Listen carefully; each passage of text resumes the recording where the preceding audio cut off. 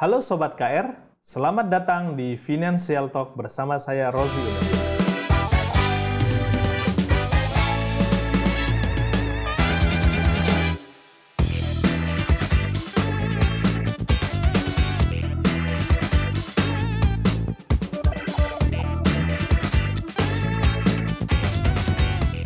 Kali ini kita akan membahas tentang mindset keuangan. Perilaku kita soal uang itu jauh lebih penting dibanding informasi yang kita dapatkan tentang bagaimana mengelola keuangan. Dalam buku Psychology of Money, dibahas bagaimana hubungan manusia dengan uang dari sudut pandang perilaku manusia. Nah, apa saja yang bisa kita rangkum dari buku tersebut? Yaitu diantaranya, mengelola uang tidaklah harus pintar. Orang kaya, pintar, mapan, tidak menjamin kesejahteraan bagi dirinya jika seandainya dia tidak bisa memegang kendali atas emosi dan perilaku soal uang. Tapi sebaliknya, mereka-mereka yang dengan gaji terbatas dan mereka punya kemampuan itu jauh lebih baik. Ada cerita menarik mengenai hal ini. Ada seorang petugas kebersihan pom bensin dan seorang donatur di Amerika Serikat yang bernama Ronald James Reed. Ia hidup sederhana, rutin menabung sampai ia bisa mengumpulkan 8 juta dolar pada akhir hayatnya. Nah, sebagian besar kekayaannya ia sumbangkan untuk rumah sehat dan perpustakaan. Nah, cerita yang kedua datang dari seorang yang bernama Richard Fuscon. Ia merupakan seorang lulusan Harvard dan eksekutif di perusahaan manajemen investasi bernama Merrill Lynch. Semasa hidupnya, ia banyak berhutang. Ia banyak berhutang dan hidup tidak hemat. Sampai pada akhirnya krisis keuangan terjadi di tahun 2008. Yang kemudian ia menyatakan diri kalau dirinya bangkrut. Dari dua kisah tersebut, dapat kita simpulkan bahwa nasib mereka tidak ditentukan karena tingkat intelektual seseorang, tapi berdasarkan perilaku mereka dalam hal penggunaan uang. Ronald hidup sederhana, ia mengatur uangnya dengan baik.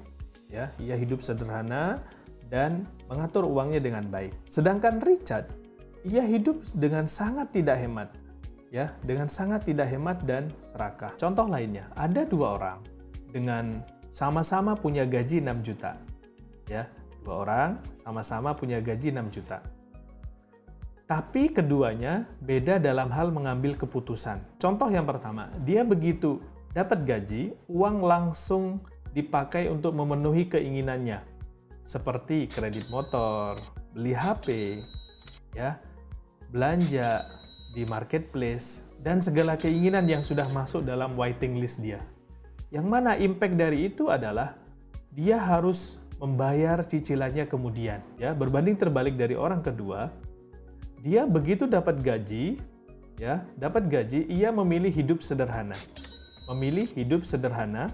Belanja sesuai kebutuhannya, kemudian ngontrol gaya hidupnya dikontrol, dan efek dari itu dia bisa menyisihkan untuk masa depan keluarganya.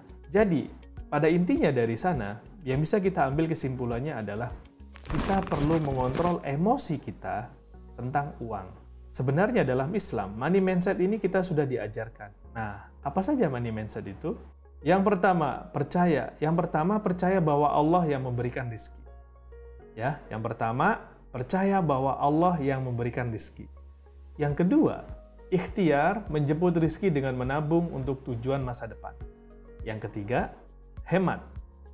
Kemudian yang keempat, rajin bersedekah. Kemudian yang kelima, selalu bersyukur. Karena Allah mengatakan kita akan ditambah jika selalu bersyukur. La in syakartum la azidannakum wa la in kafartum inna adzabi lasyadid. Nah, mulai sekarang mari kita belajar mengontrol emosi kita tentang uang. Jangan lihat diskon dikit langsung belanja. Lihat yang lucu-lucu dikit langsung belanja. Padahal kan kalau lucu cukup kita ketawain bukan kita beli. Betul atau tidak betul? Oke, sekian untuk episode kali ini. Terima kasih Anda sudah menyimak sampai selesai. Subscribe dan nyalain loncengnya supaya dapat notifikasi untuk episode selanjutnya. Semoga bermanfaat untuk kita semua. Sampai jumpa di Financial Talk berikutnya.